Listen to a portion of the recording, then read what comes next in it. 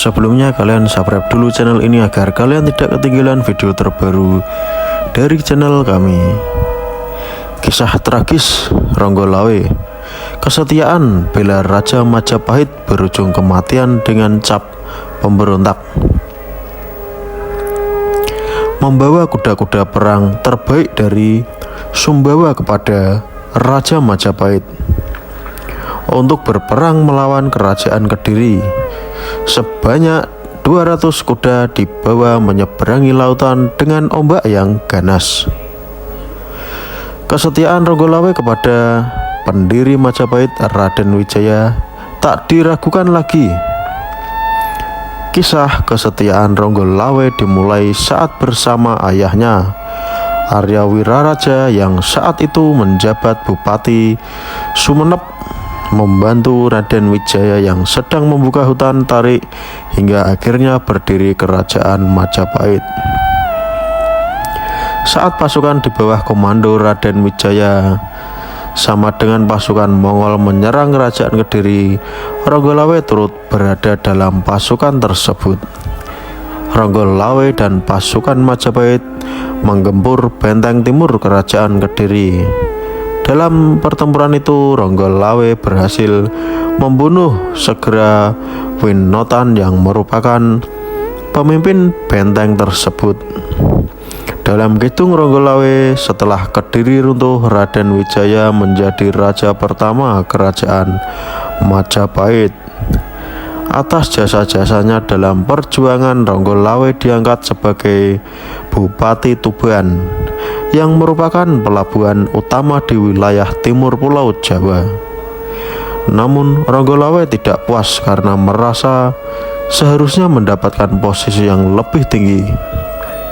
Ronggolawe semakin kesal setelah Nambi diangkat sebagai patih, jabatan paling tinggi dalam struktur pemerintahan kerajaan di bawah raja. Posisi rekrean patih seharusnya diserahkan kepada Lembu Sora yang dinilai Ronggolawe jauh lebih berjasa daripada Nambi. Lembu Sora merupakan paman Ronggolawe, ternyata tidak sepakat dengan sikap keras Ronggolawe. Lembu Sora kemudian menasihati Ronggolawe agar memohon maaf kepada Raja Majapahit. Meskipun sudah dinasihati, Ronggolawe enggan dan memilih pulang ke Tuban. Kirab para raton menyebut pemberontakan Ronggolawe terjadi pada tahun 1295. Namun dikisahkan sesudah kematian Raden Wijaya. Pemberontakan tersebut bersamaan dengan Jayanegara naik tahta.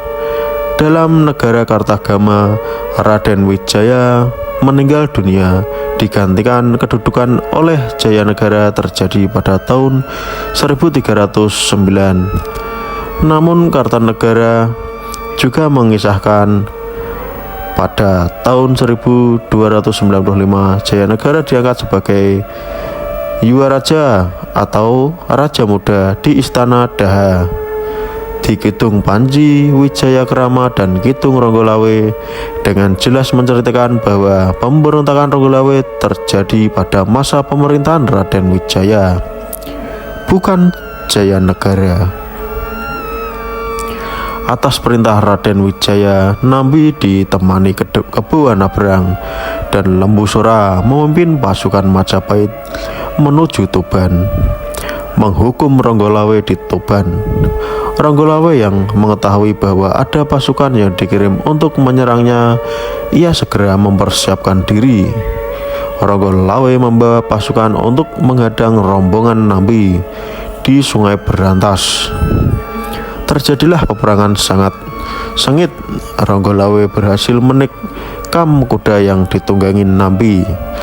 Namun Nambi masih selamat. Kebu Anabrang, Panglima Perang Majapahit, mengambil alih pimpinan perang. Pasukan Majapahit memerintahkan pasukannya untuk mengepung pasukan Ronggolawe dari 3 penjuru arah mata angin.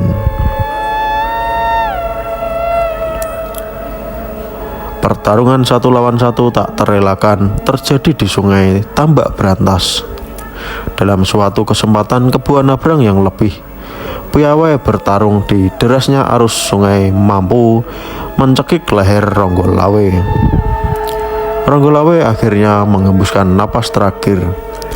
Lembu Sora yang melihat kejadian itu tidak mampu mengendalikan diri.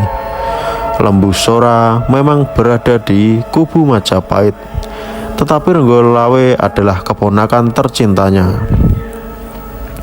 Lembu Sora menikam Kebu Anabrang sampai mati. Kebu Anabrang dan Ronggolawe sama-sama tewas di Sungai Tambak Beras. Hingga terjadi banjir darah akibat duel dua kesatria tersebut. Mendengar kabar Ronggolawe gugur di Sungai Tambak Beras, dua istri Ronggolawe, Nyi Tirtawati dan Nyi Mertaraga, dilanda duka cita mendalam. Bahkan akibat tak kuat menahan kepiluan, keduanya sampai pingsan. Saat tersadar dari pingsan, Nyi Tirtawati dan Nyi Mertaraga langsung mengungkapkan niat untuk menempuh jalan sati.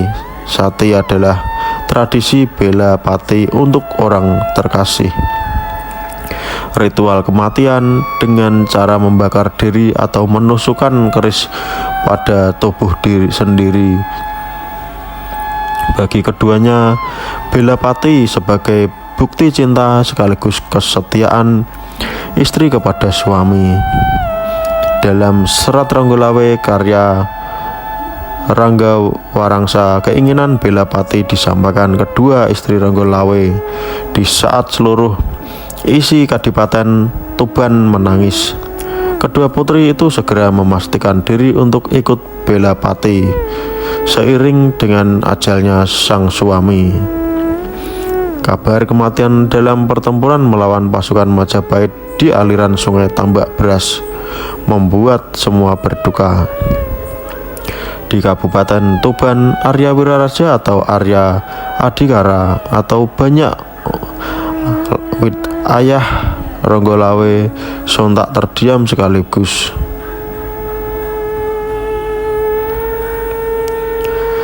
Begitulah tentang kematian Ronggolawe. Apa pendapat kalian tentang video ini? Silahkan komentar di video ini. Mau bahas cerita tentang kerajaan manapun, kalian komentar di bawah ini. Kami akan menjelas dan merangkum